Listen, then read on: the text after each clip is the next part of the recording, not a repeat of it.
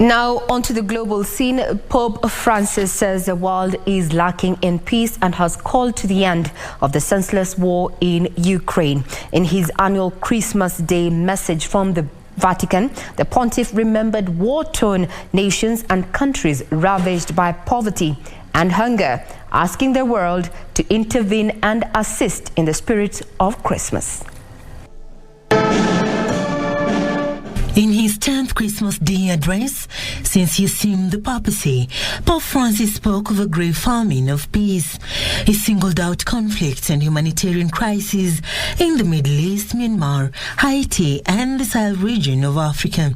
The pontiff used the story of the birth of Jesus to remind Christians not to get lost in decorations, but remember the message that comes with the occasion. Like the shepherds of Bethlehem surrounded by light, may we set out to see the sign that God has given us. May we overcome our spiritual drowsiness and the shallow holiday glitter that makes us forget the one whose birth we are celebrating.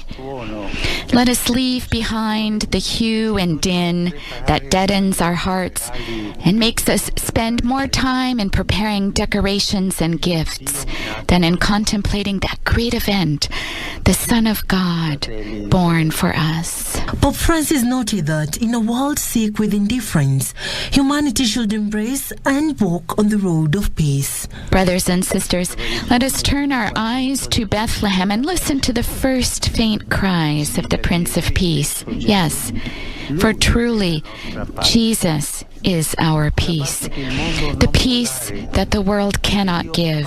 The Pope also prayed for children in war-torn nations. The Son of Peace, let us look to Bethlehem and contemplate the face of the child who is born for us. And in that small and innocent face, let us see the faces of all those children everywhere in the world who long for peace.